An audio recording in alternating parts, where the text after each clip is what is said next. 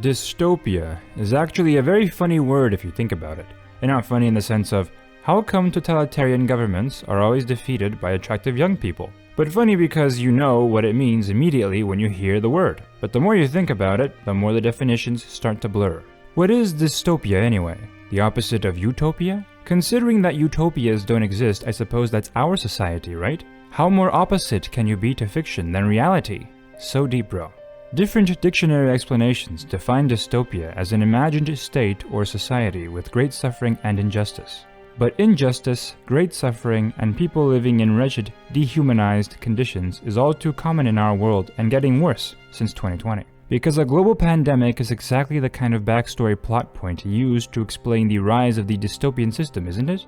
The year was 2020, and the boomers forced us to stay inside all day to look at nothing but cat videos and game with my homies on Discord. And it was then that I fell into the most sinister trap ever devised. The love triangle. My point is that dystopian fiction is getting eerily close to home, and there are several unique flavors to choose from. 4 to be exact. The bleak totalitarian state, cyberpunk megacities, the theocratic society, and the neo-feudal future. Where do we go from here? Power is tearing human minds apart and putting them together again in new shapes of your own choosing. We control life at all levels. We create human nature. Men are infinitely malleable. Can there be any doubt that behind my arrest, a vast organization is at work? An establishment which contains a retinue of civil servants, officers, police, and others, perhaps even hangmen. Corps have long controlled our lives, taken lots, and now they're after our souls. I've declared war not because capitalism's a thorn in my side or out of nostalgia for an America gone by. This war's a people's war against a system that spiraled out of our control. It's a war against the fucking forces of entropy. From the moment I understood the weakness of my flesh, it disgusted me. I aspired to the purity of the blessed machine. You have to look at the bigger picture. It's for the greater good. For the greater good. All will be brought to the greater good. Burn the heretic! Kill the mutants! Purge the unclean. We fight, we compete, evolution is continuous. We will fight on. We shall struggle, compete, plunder, and dominate. And in the end, the future shall be ours. Long live the fighters! With your birth comes a solemn vow. You will have nothing. Your privilege is the dirt. Your freedom will be the wars you wage. Your birthright, the losses you suffer. Your entitlement, the pain you endure. In the darkness, only ambition will guide you. Power is not a means. It is an end. What's hilarious is that everyone has an inner 12-year-old in their soul that secretly wants to live in at least 2 of these. And who can blame them? Cyborg cowboys and space knights are so cool! Tell me in the comments which of the 4 types of dystopia you choose to live in if you had to. I'm seriously curious, by the way, because I'm personally torn. Like Katniss Everdeen having to choose between a psycho and a simp. Do you want the totalitarian bureaucracy that watches your every move and gets you in trouble for wrongthink? How about an emerging neo-medieval world order with powerful private military companies? What about all the tech bros who have a tizzy for making cyberpunk a reality? With all new chips in our brains, crazy AI, and virtual reality. You know, so we can pay for our own enslavement in the maw of the digital leviathan? Even though the YA dystopian phase has long died out by now in a publishing industry that has moved on to... I don't know what young people are reading these days. Smut. You won't ever find a guy like me. Cover your mouth in a second. I promise you're not gonna yell for help. Listen to me. Dystopia, as a genre, has been recapturing the public imagination, as we see with the Hunger Games prequel and the Uglies adaptation on Netflix. I suppose it's because the misuse of tech is a big part of dystopia, and we recently have new tech that emerged just in time to be misused and blur the line of what it means to be human. I love how generated AI images and audio are making liberal art types suddenly rage against progress and finally see the need to preserve the old ways. And meanwhile, traditionalists be like, "Welcome to the resistance, mon ami! Here we have only 2 genders." That's the next way dystopia novel right there. And while the threat of a theocratic dystopia is just a political talking point in the West, it's not so in other parts of the world. While Handmaid's Tale cosplay may be silly LARPing in Washington protests, it's eerily close to reality in Iran, and more recently Afghanistan, as well as spreading around the world in countries you wouldn't expect, like the Maldives. But thankfully, true dystopias are, for now at least, only a literary hypothetical used to explore just how bad things can get for humanity. Though it's also a fine place to find teen love, apparently. But the worst part about dystopian storytelling is that although it's highly necessary as a social defense mechanism to think of how bad things can get and then avoid it, you never know if your book devising a clever new way to subjugate humanity will unintentionally give ideas to some rich and powerful dude somewhere in the world who will go, "Write that down! Write that down!" Like Mark Zuckerberg, literally trying to bring the metaverse concept from a cyberpunk dystopian novel called Snow Crash into reality and renaming his entire company after it. Or like Mr. Beast watching Squid Game, where a billionaire toys with people's hopes by making them struggle with each other for money, so he can wave bizarre entertainment content and going all, "How about that, but real?" But I get it, we all have a dark side to us, which is what makes dystopia a disturbing possibility. But jokes aside, dystopia as a concept is actually 1,000 times more sinister than just being about the dark side of humanity or simple things like injustice, authoritarianism, and terrible living conditions. These things are also present in other genres, which are not to be considered dystopian, like the post-apocalypse genre. There can be overlaps, to be sure, but not necessarily. Mad Max Fury Road is not dystopian, for instance, because although the post-apocalyptic society of Immortan Joe is brutal and horrific, it's unfortunately a very human horror present throughout history. He's just a violent warlord with a harem, and these guys are a dime a dozen in the written record. Heck, most of us are direct descendants of dudes like that. Dystopia at its core is about dehumanization, where the system or social structure is redesigning and disfiguring what it means to be human, whether physically, like in Cyberpunk, with the man and machine dichotomy, or just psychologically, like in Orwell's 1984, or The Hunger Games. The post-apocalyptic genre is about modernity lost. The end of the modern era, typically due to a disaster where human society reverts back to pre-modern social models. It usually reflects on the positive advances of modernity that shouldn't be taken for granted. The post-apocalyptic genre asks the question, wouldn't it be horrible if we lost modern society with all its benefits? Meanwhile, dystopia is about modernity gone wrong. How the systems and values of the modern era can progress horribly to the point where it might not even be a human society anymore. Maybe it becomes a hive mind, a purely impersonal system, or a society with genetic engineering that creates a new biological race with dubious humanity. It asks the question, isn't modern society, with all its demands, actually pretty horrible? On second thought, I think I'm being too hasty in my conclusions. The post-apocalyptic genre does also explore the modern era going wrong, but by exploring how the modern era can destroy itself, usually by nuclear war, like Mad Max or Fallout, or by artificial intelligence and robotics causing the downfall of humanity, where modernism in its worship of change and the cancerous growth of progress for its own sake leads to the inevitable result of humans replacing themselves with machines, which then sets humanity back. Like Horizon Forbidden West or AI Limit, that has a similar theme, but where the art, design, and the main female protagonist is actually nice to look at. By the way, you can play AI Limit on Steam in the link in the description that I'll provide, and give it a shot if you want. This is not a paid promotion, not a sponsorship. The developers are actually a small studio and a fan of my channel, so I decided to give them a shout out. If we want the gaming industry to improve from the crap we see right now, then giving a chance to new players on the block is the way to go. These types of AI-driven post-apocalypse stories put modern technology in a different context, often mythologizing it, where the remnants of technology are seen through a mystical and pre-modern lens, almost suggesting that the lack of respect for the power of technology is what led to the self-destruction of the modern world. While in dystopia, modernity persists, but it goes wrong, revealing the worst aspects of itself.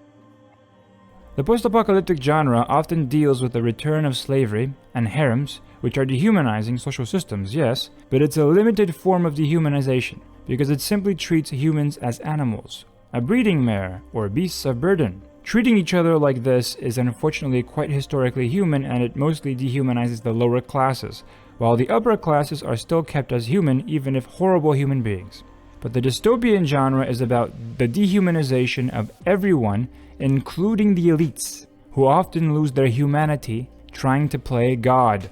The dystopian genre served as a response to the utopian literature that emerged in the beginning of the modern era. These were stories about travelers coming across strange alternative societies that were undeniably better than ours in many ways. Most notable was the book now named Utopia, though the original title was some word count buster like a Japanese isekai light novel. Ironically, many scholars agree that St. Thomas More's novel was a critique of the emerging modern and mercantile society of his day, and was a defense of simpler and more ascetic medieval social values. However, although Utopia in the book is displayed in a positive light, it was still mostly satire, because the character describing Utopia was called Raphael Hyphlodei. His last name literally means talker of nonsense in Greek. Also, the full title alone is obviously comedic. I mean, just look at that thing. It's ridiculous. Not to mention that Utopia is a society that has customs that goes against Catholic moral teaching.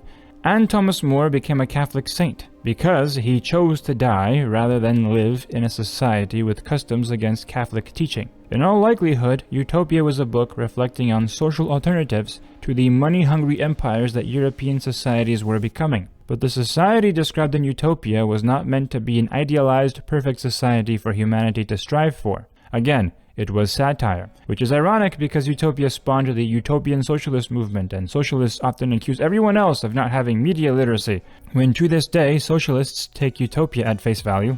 A book closer to what we actually think of as utopian fiction was Francis Bacon's work titled New Atlantis, which was published a century later in 1627, and envisioned a scientifically advanced society run by priest scientists who studied in a public academic institution and ran systemic experimentation to develop human knowledge over nature for social improvement. This book was actually meant to be the idealized society that Bacon wanted, and we know that because they were Christians in a scientific theocracy, which is exactly what the Christian who hated atheists and was father of the scientific method would have wanted. And then there was Vril, The Power of the Coming Race, published in 1871, written by Edward Bulwer Lytton, about a civilization of superhumans living underground who lived peaceful, prosperous lives because they mastered the power of Vril, which is basically like mana in fantasy RPGs. This book was immensely popular in its day and is arguably the source of the Force in Star Wars, or the Psykers in Warhammer 40k.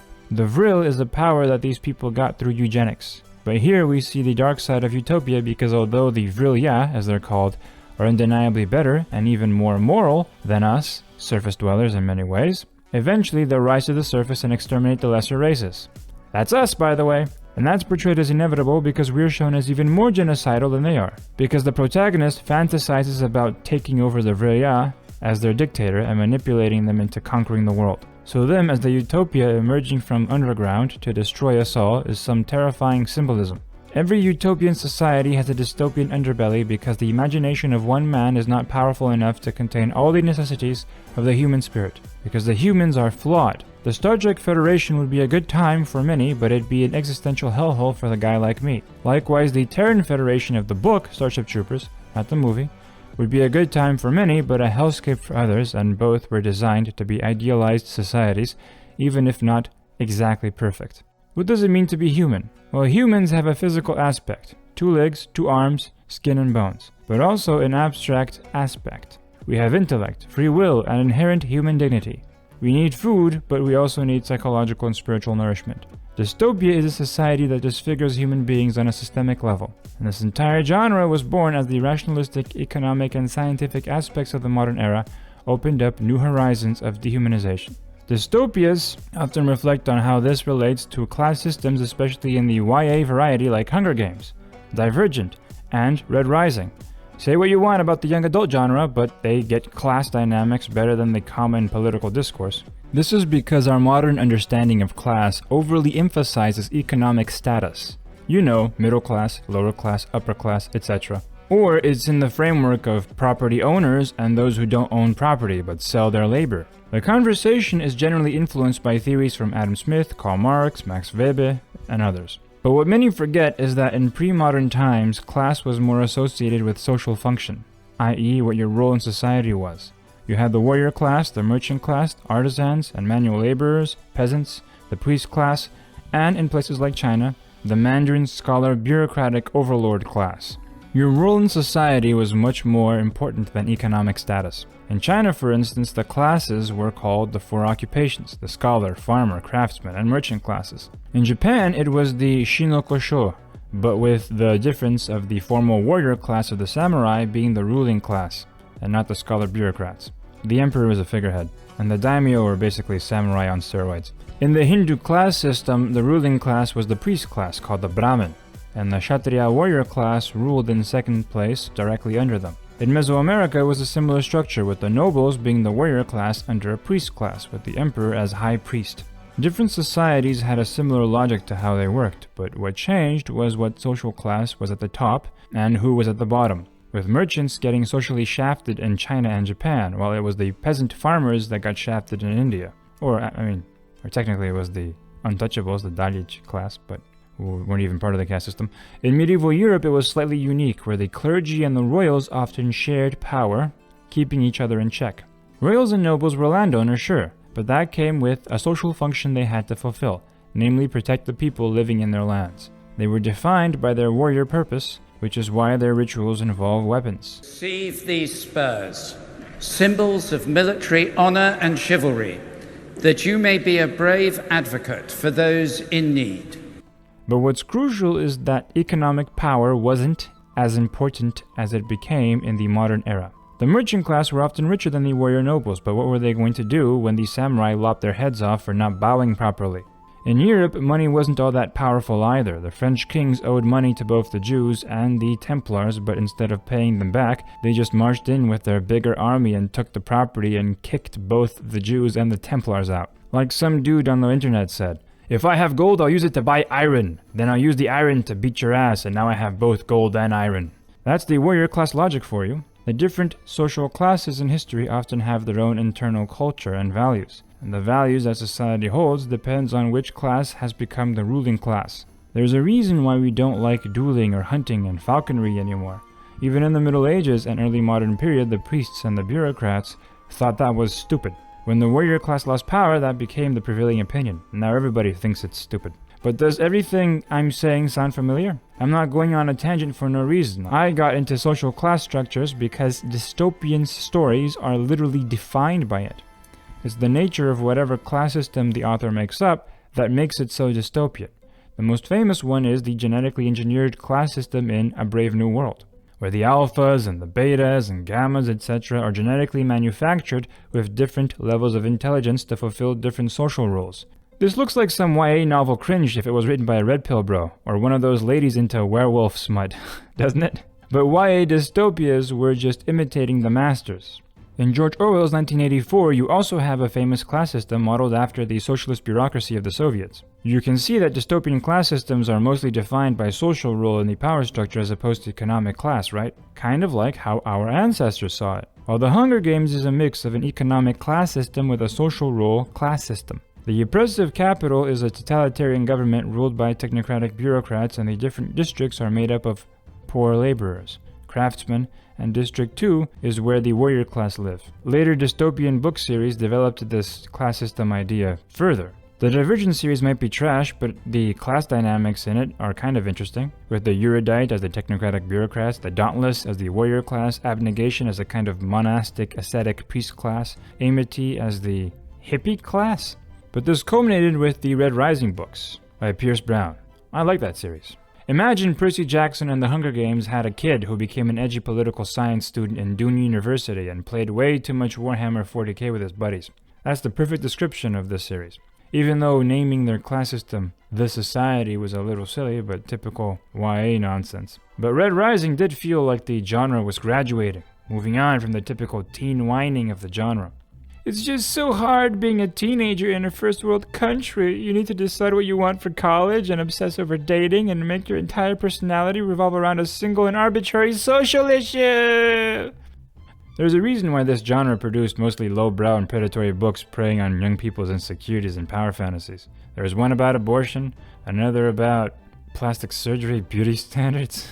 That Netflix film is gonna suck. Most YA dystopian books were complete garbage. Especially mine! That's right, I wrote a crappy YA novel 10 years ago that I published with a Quebecois Canadian company. And no, I'm not telling you the title, because I'm embarrassed about it. There's a typo in every paragraph since my French-speaking publisher refused to hire a starving English graduate from Toronto or something as copy editor for my book. In order to what? Fulfill their 1,000-year plan to murder the English language. It was a crappy story anyway. Super edgy and trippy, with barely disguised, perpetually online, esoteric internet politics all over that motherhugger, where the dystopian overlords are a secret society of Luciferian alchemists experimenting on children to achieve godhood. The older generation literally feeding off the younger generation, as the female protagonist is a schizophrenic redhead chick tripping balls and seeing floating elves while trying not to be liquefied into an immortality serum, and the male protagonist is a university edgelord who gets absolutely crushed by the tyrant in a tragic but hopeful ending to his character because he challenged the academic authorities. The sequel was going to get even crazier, but that ain't gonna happen. Just imagine a cringe 21-year-old internet monarchist tradcath writing a YA dystopia novel and you have a pretty good idea of what that book is like. I was trying to reflect on the flaws of a Faustian technocratic class of experts to show how being knowledgeable doesn't mean anything if they use their knowledge for egomaniacal reasons. Morality is more important for politics than expertise. But anyway, the reason why we think of social class in economic terms these days is because the merchant class took over in the modern era from the 15th century to the 19th century, and wealth is their particular means to power. But they were then supplanted by the managerial bureaucratic class in the 20th century, which is why we're slowly starting to think in class defined by social role again. Because people in positions of power within bureaucracies are often more powerful than mere wealthy capitalists. And that's where, because my tribe is what the kids call PMC, professional management class. Okay? For that class, the status quo is pretty good. He's in, boys! He did it! He said it! As James Burnham explained in his book, The Managerial Revolution, the modern era values of the Enlightenment was just the merchant and bureaucratic classes taking over from the priest and warrior classes that ruled over most pre-modern societies. When you look at liberalism, capitalism, Rousseau's ideas, or socialism, all these ideologies are not really great feats of rational thinking and higher enlightened morality. It's just the rationalizing for the merchant and bureaucratic class interests. It's why supposedly great thinkers like Mendeville and Adam Smith argue that selfishness is a good thing, don't you know?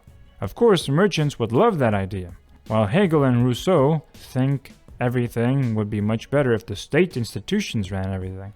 Of course, bureaucratic types love those guys. They tried getting rid of the traditional social classes in the Enlightenment era and the 20th century, but it did not work. But at least we got this brand new literary genre called dystopia instead. Society will never be perfect, but it can avoid pathological dysfunction if the social classes are in harmony, and the class system doesn't have to be rigid and hereditary. The USA, despite all its faults, will avoid entering dystopia as long as the social classes are in harmony. America has a warrior class with the veterans, a merchant class with the corporate types, a technocratic bureaucratic class with the civil servants and government experts and corporate HR harpies, a priest class with the ideological academics. But it's a class system that allows personal choice and meritocracy, when there's no nepotism. The creeping social dysfunction that many Americans are feeling happens when one of the social classes gets too powerful and tips the balance against the others. Which finally brings me to the 4 types of dystopia. Each of the 4 kinds of dystopian fiction are actually one of these social classes getting all the power as the ruling class. The Orwellian state is about bureaucrats. Cyberpunk is about the merchants. Theocratic authoritarianism is about the priest class. And neo-feudalist future societies are about the return of the warrior ruling class. Proof that the different flavors of dystopia are based on the different ruling classes is the Orwellian dystopia versus cyberpunk. Both are surveillance techno-dystopias, but they're very much distinct from each other, based entirely on who runs the show, which then determines how they operate. One is obsessed with control and other is obsessed with profit. Not entirely the same, because you can still profit from chaos, which is why cyberpunk societies are not exactly totalitarian.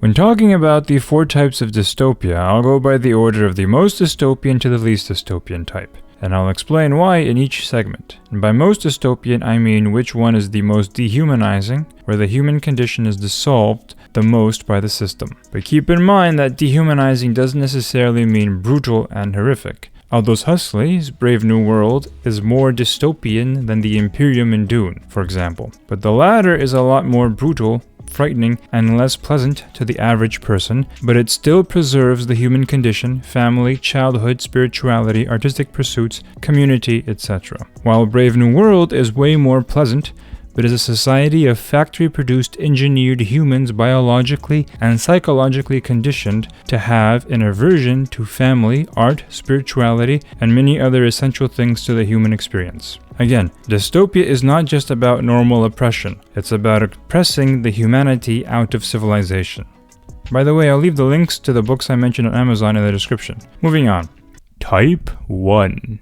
Tyranny without a tyrant. The first type is the bureaucratic ruling class type of dystopia, and it's clearly the most dehumanizing since it's what created the entire dystopian genre in the first place. The novel We by Yevgeny Zamyatin is actually the first dystopian novel ever written, done so by a Soviet author observing up close what the communists were doing. George Orwell's 1984 is actually directly inspired by that novel. We by Zamyatin created the template of the dehumanizing system so obsessed with efficiency, material productivity, and control that the system redesigns human beings through lobotomy to make us biological robots easier to control.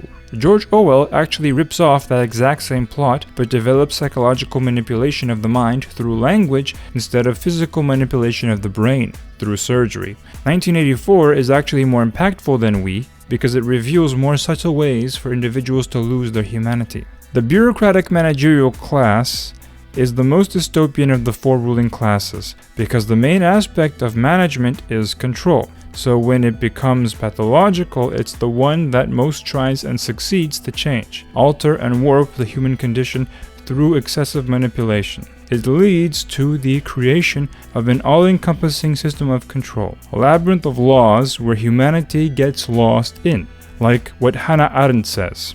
In a fully developed bureaucracy, there is nothing left with whom one can argue, to whom one can present grievances, on whom the pressures of power can be exerted. Bureaucracy is the form of government in which everybody is deprived of political freedom, the power to act. For the rule by nobody is not no rule, and where all are equally powerless, we have a tyranny without a tyrant." End quote. Which is what we see in Kafka's famous dystopian books.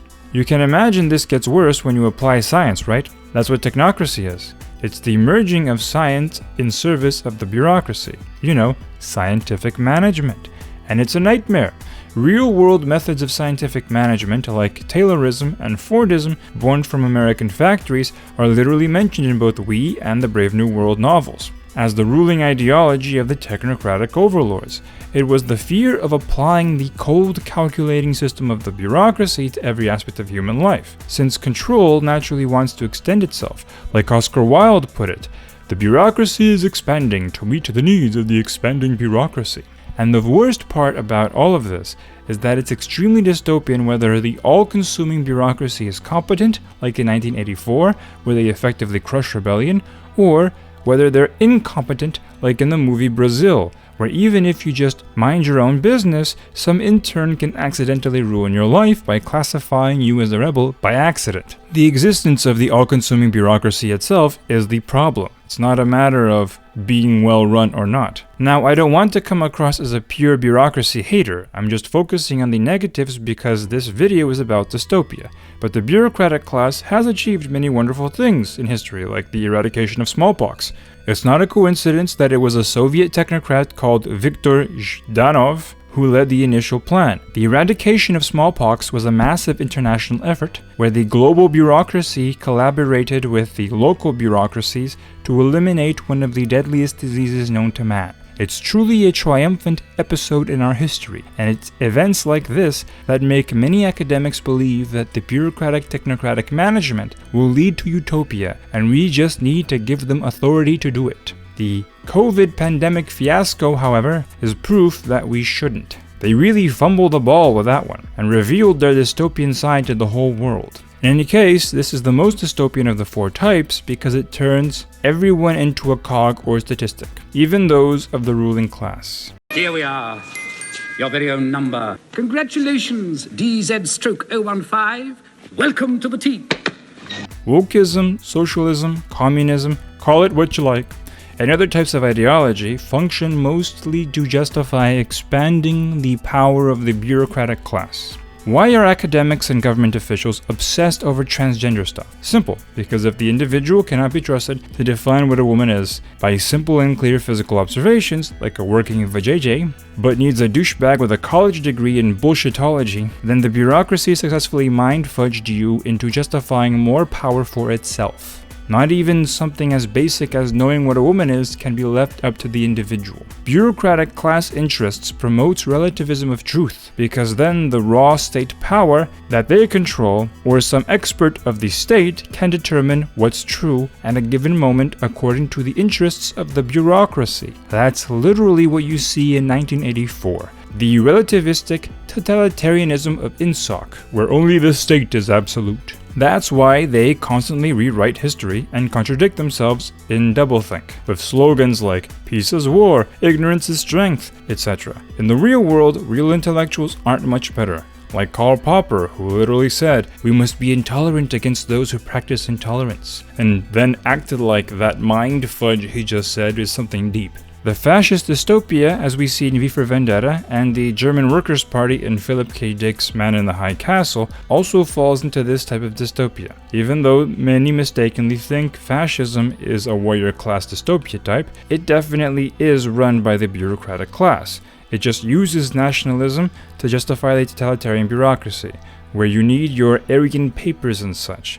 Fascism is an example of the banality of evil, but this ominous aspect comes directly from the uncaring bureaucracy, the middle manager just following orders. Fascism and communism look so similar because both governments have the same combination of ruling classes, namely bureaucrats with an ideological priest class, blasting constant propaganda to justify totalitarian control of the party. That's why they basically behave the same, even if both have opposite doctrines, where fascism preaches hierarchy and communism preaches equality. In socialism, it's the same thing, where equality is used to justify abolishing property rights and having government officials hoard all the wealth for themselves. It's why the short story called Harrison Bergeron by Kurt Vonnegut is one of my favorite dystopian stories ever, because it's about the government using equality to justify dystopian control that impedes the yearnings of the human soul for beauty and excellence. The strong wore weights to make them weaker. The intelligent wore earpieces that kept them from taking unfair advantage of their brains. It was the golden age of equality. Equality is a useful dystopian value because equality doesn't exist and never will. All men are not created equal. But it sounds nice. So it's the absolute best excuse to justify increasing power to the system that's always going, give us more power, and then we'll finally bring equality, I promise. If you're a socialist, you need to reflect on why your ideology was the one to literally inspire the dystopian genre into existence, with the benefactor in we and INGSOC, which stands for English Socialism, in 1984. I'm not trying to be a dick, I'm just making a friendly point. But don't worry, capitalists are douchebags too, and are the second most dystopian of the four types, which brings me to the merchant class dystopia. Type 2. The Almighty Dollar. Like I said before, cyberpunk being defined by profit makes it less obsessed with control, but the dehumanizing effect comes from turning humans into products. It's where the androids and cyborgs come in. Science and technology is used for the creation of things to be bought and sold. The cyborg stuff is what happens when you apply that to the human form. But the elites are also dehumanized by becoming a brand. It's why merchant class dystopias have more of a focus on the founding family's names, or the names of individuals who turn themselves into the brands of mega corporations, like the Arasaka and Tyrell corporations, from Edge Runners 2077 and Blade Runner, respectively. Or they sell themselves as the visionary behind whatever product they're selling, like Andrew Ryan from BioShock, selling you a one-way ticket to Enrighty in Hell! We also see this in the real world with Trump and Elon Musk and Mr. Beast, etc. Merchant class rule turns the rulers into a brand. That's also dehumanizing. That's the main characteristic of a dystopia. It's where one pathological system consumes everything. In merchant class dystopias, the effect is particularly insidious because even when you try to escape it, you feed the beast. It's where the punk and cyberpunk comes in. Even the aesthetic of the cool rebel fighting the system becomes a brand and a product. It's why cyberpunk is often such an angry genre. The name cyberpunk first originated from a short story of that name, which later became the title of this whole thing because it's fitting. Precisely because it's an anti-capitalist genre filled with cool games, movies, books, toys, clothes, and comics that you can buy right now and have Amazon shipped it to you on one of those retarded Zeppelin drones for just $9.99, which if you flip it upside down, it becomes 666. You're still feeding the beast. The reason for this is because the market is the summation of human interaction. So even by fighting against it or running away from it, you interact with the system. Where are you going to buy weapons to fight the corpos, bro? Where are you going to buy the ticket for a rocket ship to leave the Earth and escape them? It's why the cyberpunk genre is filled with advertising for you to leave and go to outer space. You might be less beholden to your corporate overlords in the frontier colony worlds and more free and independent from their influence, but they don't care because they can monetize your desire for independence and escape. We saw this in real history where the USA was literally created by private royal charter companies making money off the settlers who wanted freedom. And this private corporate origin in the DNA of America is why The Hunger Games by Suzanne Collins is so unique, because it's a bureaucratic class type dystopia that operates on merchant class consumer logic. Since it's a technocracy in the United States, the Americana of it all makes the government of Panem still think in terms of branding, entertainment, show business, etc., even though the mode of production that they have doesn't really require this, which is why The Hunger Games is this weird middle-of-the-road dystopia reminiscent to the American elites now, since the American bureaucracy has been gaining more and more power while still having to pay lip service to the American market culture. The true merchant class dystopia is way more abstract and devious than the bureaucratic dystopian systems in many ways, but it's still less dehumanizing on its own because it depends on your autonomy as a consumer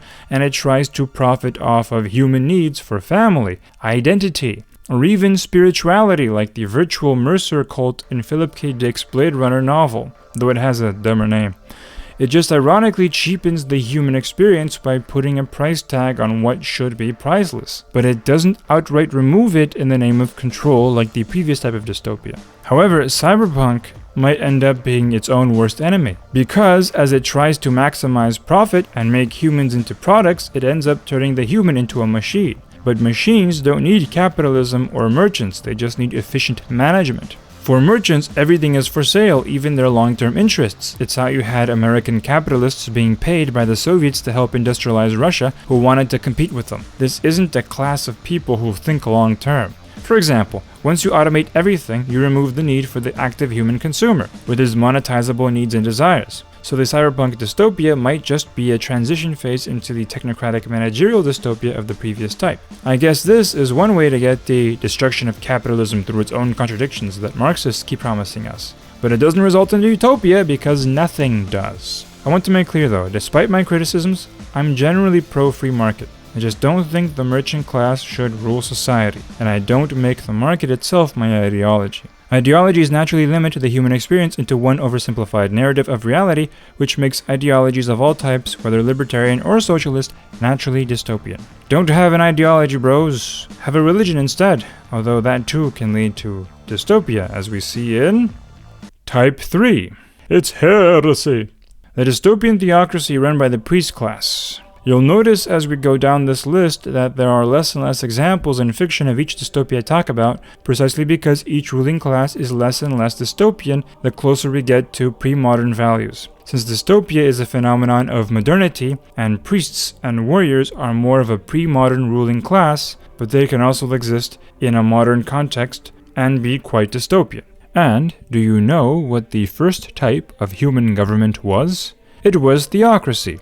In ancient Sumer, theocracy is the most organic type of government to the human condition, and that's because religion is uniquely human. The animals of prehistory are not religious, and the machines of modernity are also not religious. So a theocratic government naturally preserves an essential human aspect by preserving religion. However, it doesn't always, because a priest class can preach an atheist doctrine as well. I'm using theocracy as a catch-all term for when the priest class rules, but it doesn't actually have to be religious, because the priest class is defined by preaching and enforcing a doctrine. Their role is convincing or forcing everyone to think the same for social cohesion and a common goal. That's the function of the priest class. which means that priests don't have to be literal religious priests. Journalists, academics, social media influencers, all of these are members of the priest class with the role of preaching an idea and influencing public opinion. The ethereals in the Tal Empire of 40k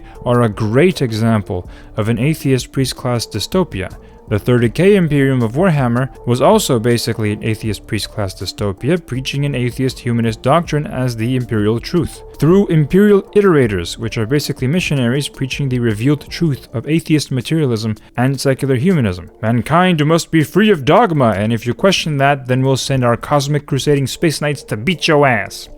With 40k, all that really happened was they replaced the original atheist doctrine with a theist doctrine. Rule of the priest class can in fact be the undeniable least dystopian of the four types, even less dystopian than the warrior class type, if and only if the specific religion or doctrine of the priest class in charge is explicitly pro-human and aimed at preserving humanity. But if the priest class adheres to an anti-human doctrine, then it can be one of the most dystopian settings, like the extremely dehumanizing transhumanist religion of the cult Mechanicus, also in 40k, which worships the machine and its adepts replace their human parts with mechanical ones because the machine is immortal, which is awkward because to maintain their religion they must still retain at least some of their human essence. Because of anti-religious propaganda from the bureaucratic class over the centuries that wanted to replace the old ruling priest class, there is this myth that theocracies bring technological stagnation, which is not true,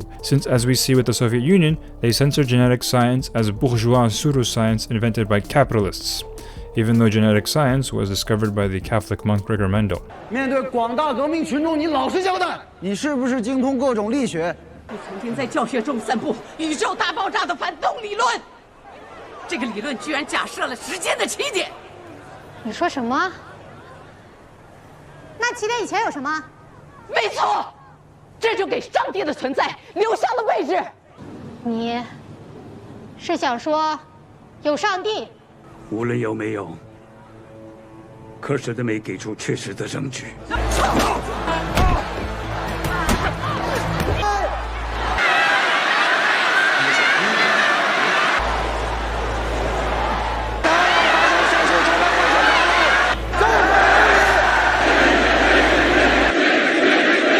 The man who gave us the scientific concept of the Big Bang worked here, of all places, in this Belgian cathedral. Father Georges Lemaitre, born in 1894, may be the most important physicist you've likely never heard of. Bioshock Infinite is therefore an interesting depiction of a theocratic dystopia because it's still a high-tech society that achieved scientific and technological marvels, but is still dystopian even though it looks heavenly. And the reason for that is because it's an American theocracy, which means that the theocratic ruling class shares power with the industrialist merchant class in the form of Jeremiah Fink.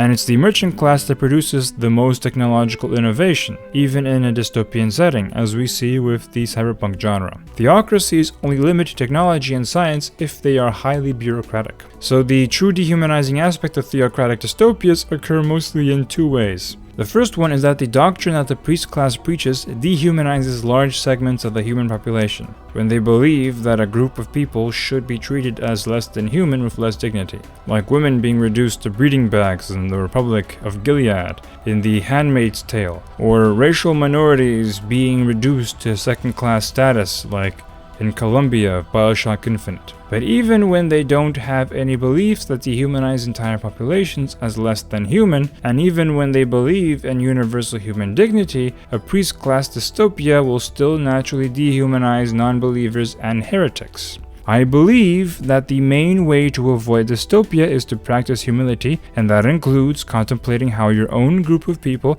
is capable of dystopia. And as a Catholic, that's what I'll do right now by recommending a movie. Priest from 2011, my absolute favorite depiction of a Catholic dystopia. I'm partly kidding, but also partly serious. It's one of those unintentionally insightful, trashy B-movies that nobody watched. But I did. I watched it. It's my guilty pleasure. I've watched it so many times. Don't get me wrong, it doesn't depict real Catholicism since they have female priests and priests aren't actual clerics but are genetically modified vampire hunting super soldiers. But I do like its depiction of a highly regimented industrial society built almost like a dark version of a monastery. And I like how the theocracy in this movie is still a technological powerhouse capable of creating celibate super soldiers. Even though I personally believe that the Catholic Church is the best force in human civilization and the single best institution of history, since I wouldn't be Catholic if I didn't think that, it's important to know that any human organization is capable of dystopian disorder, if we're not careful, since we're all sinners after all. This is important to note because utopian fiction does in fact have a strong Catholic origin and influence to it, but it reveals the path to dystopia. A utopian book called City of the Sun by Tommaso Campanella is a gender-egalitarian theocratic utopia, so the opposite of The Handmaid's Tale, and it was written by a Catholic author who was a borderline heretic who believed in astrology, but regardless, he reimagined society as basically one massive monastery, seeing that as the most perfect way to organize all of humanity. But of course that wouldn't work. Real monasteries can be amazing and the closest thing to real utopia. I've lived in one myself in Ireland for a bit, but it's a voluntary thing for people that specifically have that life calling. This reveals a key truth to this entire conversation. Dystopia is when one of the social classes falls out of balance and tries to reorder all of society in its image, even people of other natures who would not fit in its vision. And by doing so, they dehumanize, limit, and oppress the people that fall outside that vision. Wouldn't it be great if all of society were a liberal arts college campus? Or wouldn't it be awesome if all of society were like the NASDAQ? No! Just like you wouldn't like it if all of society were militarized. Type 4. The Way of the Sword. Which leads me to the warrior class dystopia. Simply put, this is a dystopia that dehumanizes the weak. But it's the least dystopian of the 4 types, which is why there's so little examples of warrior class dystopias in fiction.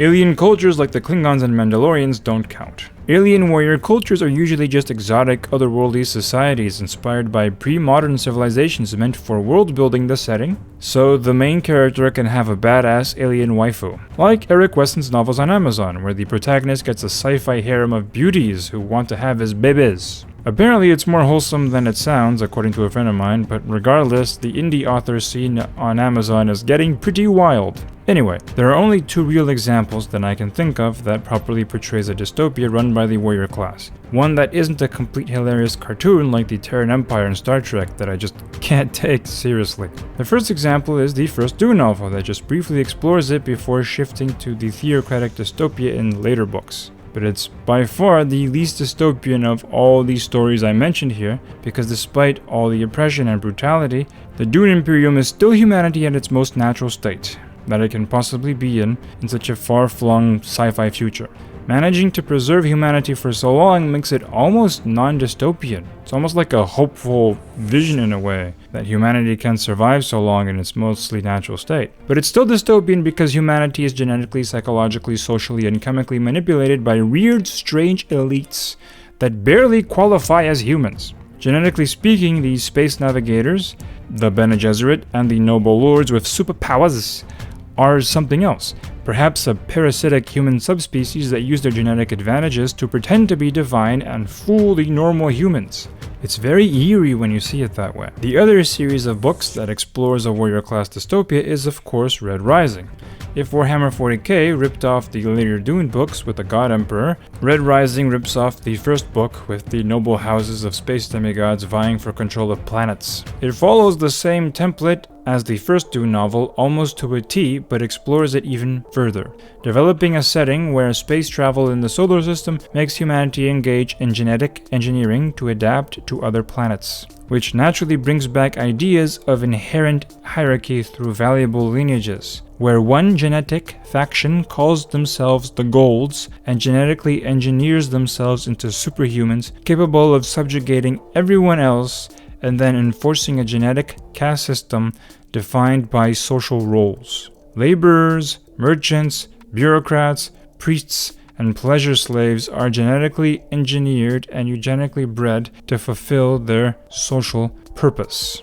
It's the most in-depth exploration of warrior class dystopia that I've read, even if it's limited by some trashy YA shenanigans. A more highbrow series about the warrior class dystopia might be the Draca series by S.M. Sterling that my fellow YouTuber Pharaoh Historian introduced me to in his really good videos, which I recommend, but I haven't read them yet. But what all these books have in common is the warrior class in relation to slavery and eugenics. Things typical of warrior class societies of Rome, Sparta, Japan, and medieval Europe, like lineages, the value of your ancestors, family nobility, and being well bred, becomes a system of eugenics once you apply them through modernity. The modern era is defined by grand institutions and systematic methods of control. So these books imagine a grand dystopian institution tasked with maintaining genetic strength and intelligence so that the ruling masters remain the best at violence, which is how they maintain their power.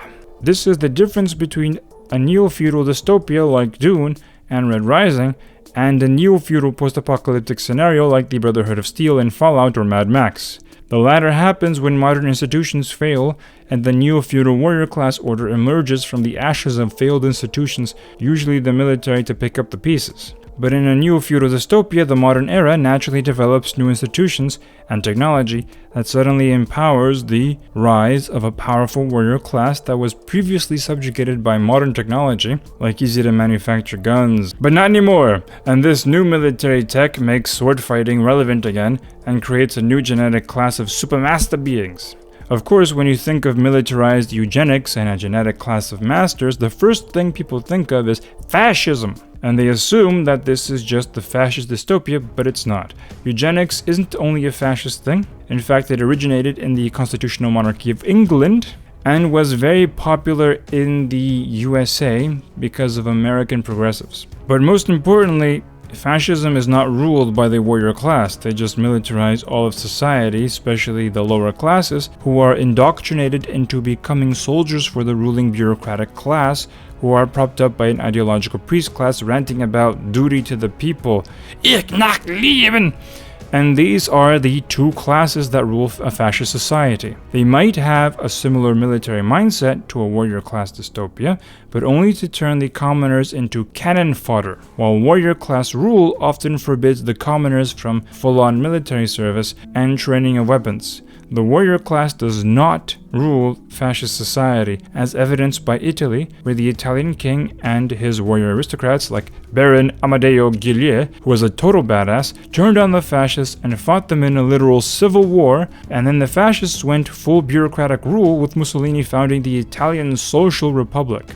But the dystopian golds in Red Rising are definitely space Germans with their blonde hair, sword duels, and facial scars. But they're more akin to one of the last great warrior class societies of the modern era, which is the German Empire of Kaiser Wilhelm II, who hated Mustache Man. Pretty much all the warrior aristocrats did, which is why they tried killing him in that Tom Cruise movie. Yes, Colonel Stauffenberg, who almost unalived the Austrian painter, was a noble. That famous bunker scene that became a meme is actually Mustache Man ranting about how the German generals, who were the warrior class, and Mustache Man vents on how he should have annihilated them like Stalin. Mustache Man also basically did ban the warrior class after Kaiser Wilhelm's grandson died fighting for Germany in France and garnered so much sympathy from around 50,000 Germans who mourned at his funeral, and that scared the crap out of Mustache Man, who realized that young warrior princelings were a threat to the German Workers' Party, so he enacted the so-called Prinzenerlass, or Prince's Decree, that banned members from Germany's former ruling houses from serving in combat roles, precisely so that they didn't gain support from the public, who couldn't help but admire them as noble warriors. What a total asshole. Bureaucratic rule tends to create one totalitarian party or faction that controls everything, while warrior societies are actually not totalitarian because they divide themselves into different houses and factions that compete among themselves. Warrior class societies are authoritarian because they exclude the commoners from power, but not totalitarian because no one has total control. The Golds in Red Rising also operate via competing ruling houses that duel and kill each other in institutionalized death games and ritualistically put facial scars on themselves with swords, similar to the way the German aristocracy used to do, which indicates that despite their terrible oppressive nature, the Golds from Red Rising and the Nobles from Dune are the most appealing to human psychology than any of the other dystopian elites in this genre. Land is nothing but dirt, after all. Correct. We're Britannian noblemen now. That's what counts. And what about the common people you've sworn to protect? Zero, when you walk down the street, do you worry about stepping on the ant? Noblemen, you're bureaucrats. Paper pushers who know nothing about noblesse oblige. Nations aren't dirt, and they're not systems. They're people. It's easy to despise the parasitic capital technocrats in Hunger Games. It's easy to be repulsed by the INSOC party and their claustrophobic system, or to feel contempt for the hedonistic alphas in Brave New World, who sacrifice human achievement for comfort and pleasure. But it's almost impossible not to admire or even love at least some of the brutal Golds in Red Rising, or the noble leaders like the Atreides family in Dune. And that's part of what makes them so dangerous. And it's not only because they tend to be beautiful and sophisticated, but because they subject themselves to the same brutality and violence that they subject everyone else to. The nobles in Dune fight their own battles and put themselves in danger doing so, not to mention the back-breaking training that they go through from birth. And the Golds in Red Rising are thrown into the wilderness as teenagers to simulate civilization, where these golden children fight and enslave each other and go through the hardships that they're expected to inflict on the rest of society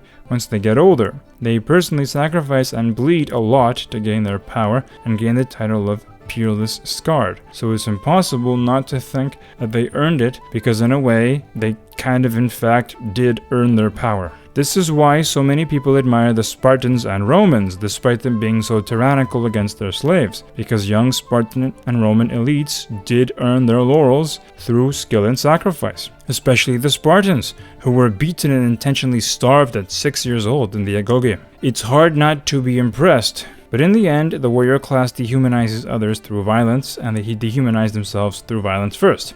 It's the cycle of violence, motherfucker! But this makes them much more appealing than the pampered, cushioned bureaucrats in the Hunger Games getting off of child violence from the luxurious comfort of their screens. Nobody really admires those pricks, but this natural psychological human inclination to respect personal sacrifice and those who lead by example is often used to justify the inhumanity of the warrior class dystopia, both to the warrior class elites themselves and to others. Especially the middle classes of those societies who tend to live the most comfortable lives in this type of society. It's the slaves and the elites who suffer the most violence, and the people in the middle are mostly fine, so it's them who end up admiring and supporting their badass warrior elites, who go like, oh wow, those guys are tough. I couldn't go like do that. I just do my desk job. But Lord Augustus Bellona or whatever, that guy, he could kill a lion with his bare hands. He's so awesome. This is why Piers Brown, the author of Red Rising, uses Lucifer as the perfect metaphor for the Golds,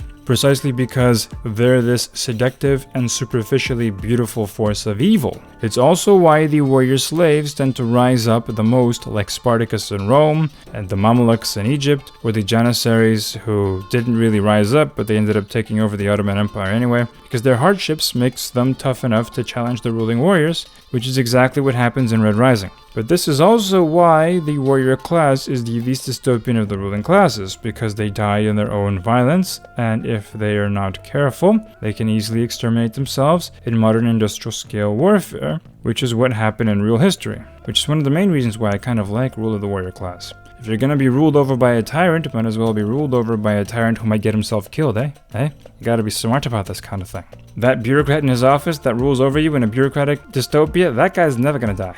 He's gonna sit in his air-conditioned office space until all of the rest of you die of scurvy or some shit. Why is there no real modern warrior class society in our era that isn't an African failed state? Warrior class societies used to be the majority of societies, now they barely exist. Why? Because they killed each other off in World War I. There was plenty of warrior kings in that war, like the King of Belgium and the Blessed Kaiser Karl, who fought in the trenches, as well as Russian and German aristocrats, but they all bled each other to the death in European soil, leaving a power vacuum for despicable bureaucrats like Woodrow Wilson and the communists and fascists to take over. World War II later killed off what was left. Nowadays, the only warrior class society that exists as a modern state would maybe, arguably, kind of be Israel and Jordan. but that's pushing it, and no one else comes close to qualifying that I know of. Though the Russians are run by bureaucrats who LARP as feudal lords, who pretend to be tough guys, while their kids party in Paris and Dubai, which is despicable in itself. Anyway, modern warfare makes the warrior class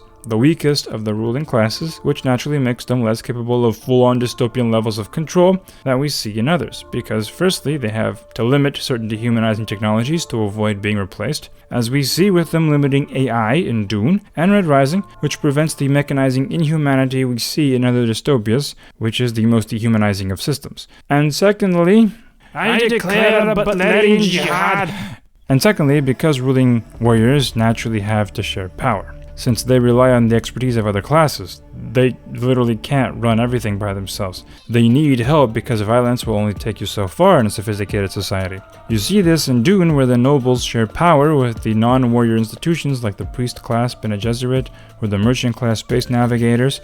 We also see it in Red Rising with the 4 high colors like golds, who are on top, but they need the silvers, who are the financiers and businessmen, the whites, who are clergy and judges, and coppers, who are administrators, lawyers, and bureaucrats. Which means that Pierce Brown recognized the 4 main ruling social classes while writing his novels. He even made the merchants be the first agitators of the revolution, like in our history, which shows how he was really in tune with this kind of stuff. But even before modernity, the warrior class always had to share power with the ruling classes, naturally making them less centralized and less tyrannical than highly centralizing bureaucracies. Historically, warriors naturally shared power with the priest class because spirituality helped them deal with fear and PTSD of war. But this naturally makes the warrior class among the most humble of the 4 ruling classes because they know they can die at any moment, even if they're also the most brutal ruling class, inflicting their trauma on others. But something else that makes them the least dystopian ruling class is that warriors have the most in common with the working classes, because both go train themselves in tools and do dangerous and hard labor with their hands, while bureaucratic and merchant elites are often soft bebés that get way more on the working class nerves. You see this with Paul Atreides and the Fremen, and how he's able to adapt to their hard life despite being a privileged pretty boy because of how disciplined his lifestyle is. Now don't get me wrong, warriors are known to partake in the earthly pleasures of the flesh. That's why Eric Wesson, who is a military guy, wrote a series about a space Chad and his space waifu harem.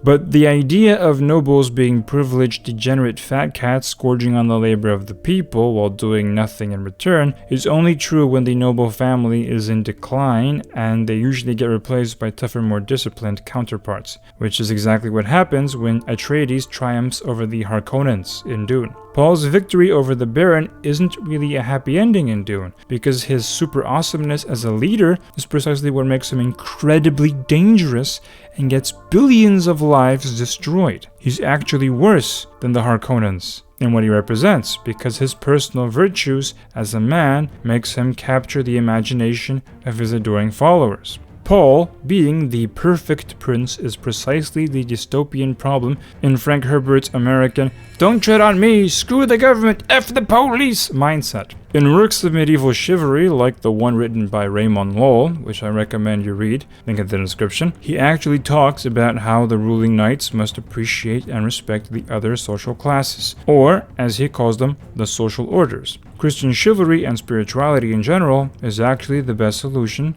to make the warrior class less prone to dystopia, which we also see in Red Rising, where the more chivalric golds who believe in serving the weak instead of domination join the uprising from the lower classes, precisely because they admire chivalry and spirituality, as we see in this quote.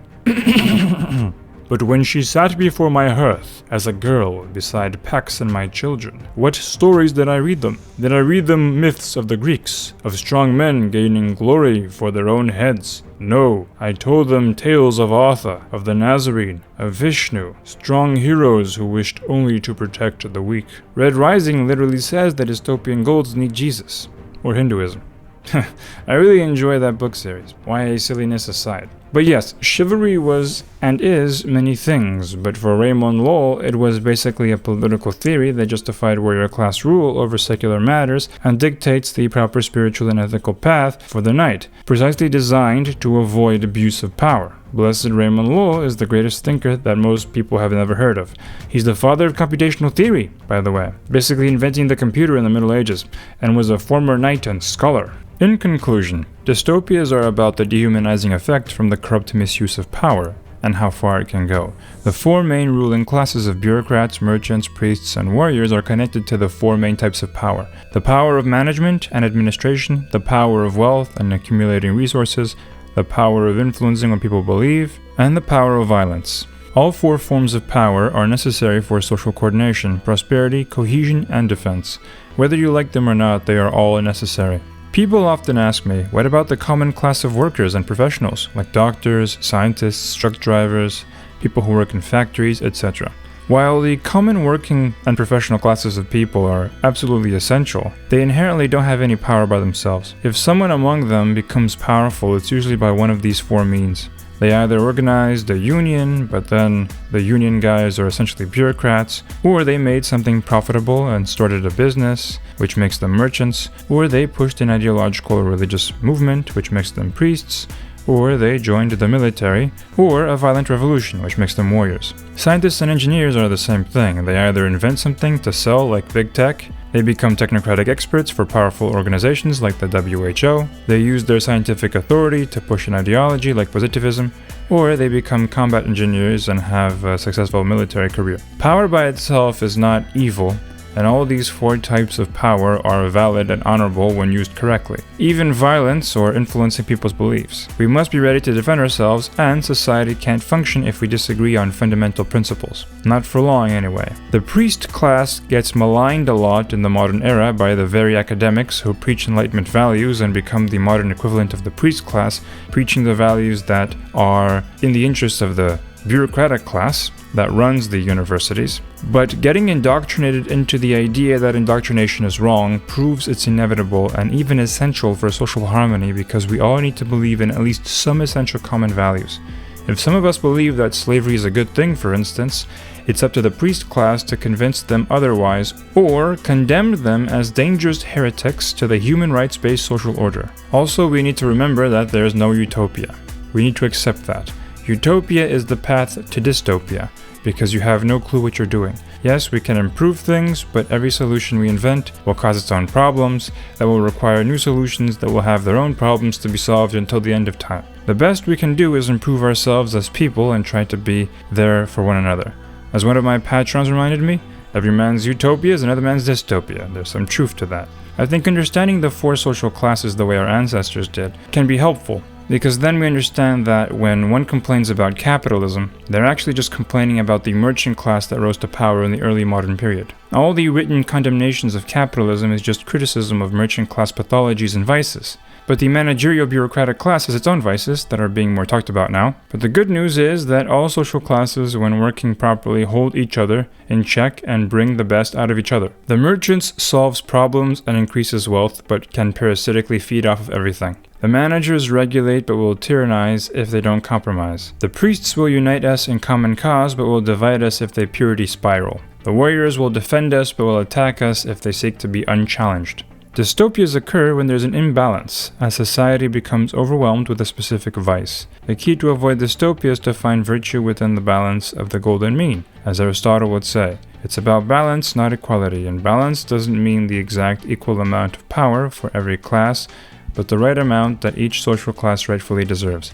Like in an old-timey merchant scale, gold and silver are not the same weight, so you need different amounts of each to actually achieve a balance in the scale. This means the managerial bureaucracy should have a smaller share of the real political power than the other classes, since it naturally controls the most. I'm not saying bureaucrats are bad, but they absolutely should not be ruling society. They need to be lower in the hierarchy. You heard of Queen Anne's revenge? Well, nowadays we're living in Secretary Anne's revenge. Now I'll make them get me a cup of coffee. We all love secretaries, but if we get a general secretary, then we're all off to the gulag, you know what I'm saying? Enlightenment types and Marxists polluted the discourse with ideas of class warfare.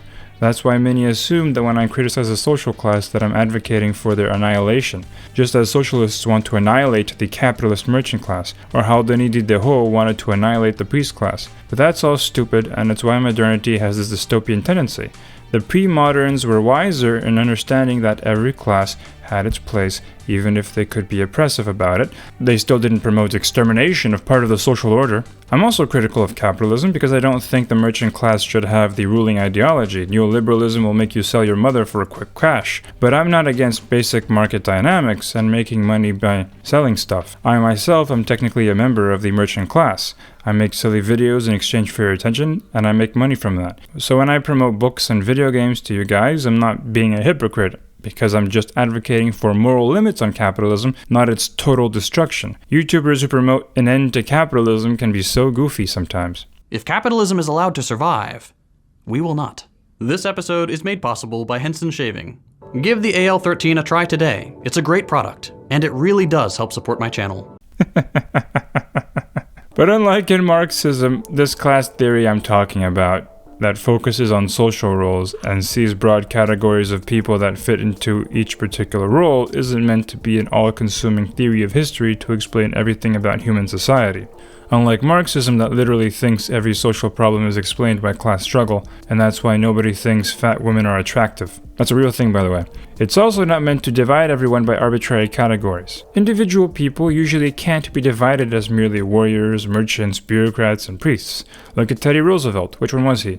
Was he a warrior of the Spanish-American War, a bureaucrat of the American government, or a merchant rancher? Most of history is populated by people like that, even in pre-modern times. They shift from one social role to another, and are often 2 or 3 or even 4 at the same time. Also, institutions often fulfill 2 or more roles as well. The Templars were warriors and priests and bankers. The Catholic Church is a massive bureaucracy of priests. In ancient Egypt, priests and bureaucrats were basically the same thing. In Tokugawa Japan, the samurai were mostly bureaucrats for all intents and purposes, unless they needed to harass a random grandmother for worshipping Jesus. But they still defined themselves as warriors and practiced the use of their warrior weapons extensively. So seeing these 4 social classes as categories is complicated and perhaps too limiting.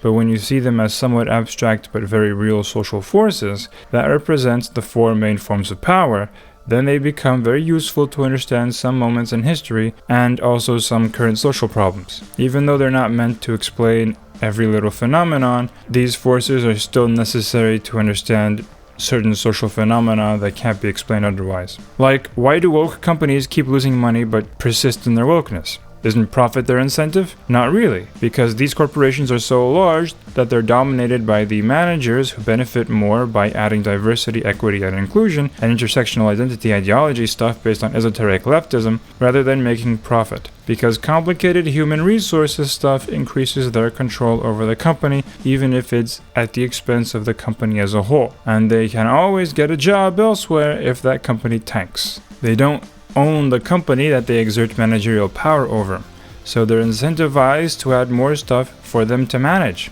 You see?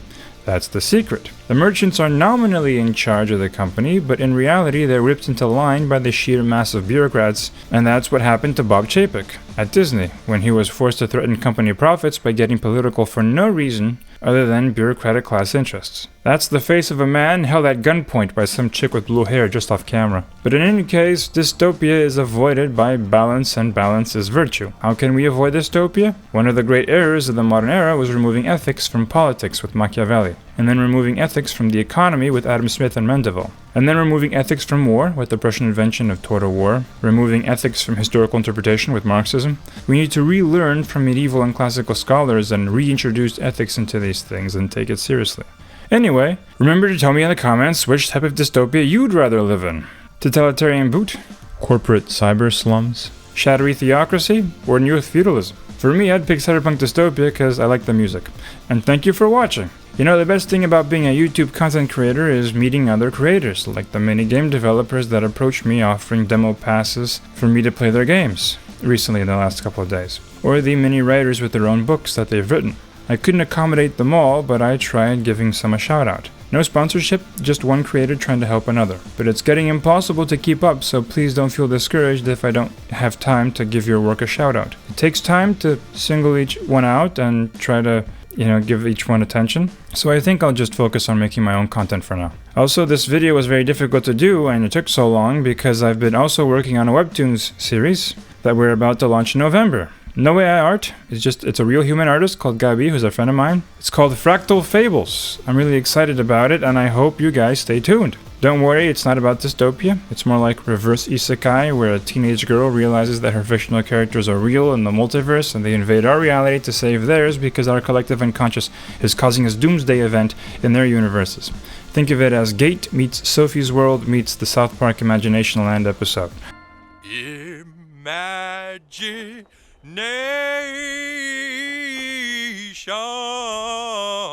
Hope you guys like it. And a big, very warm thanks to my patrons. I would not be able to do this without you guys. Thank you all for listening to my ramblings. Have a good day, my friends.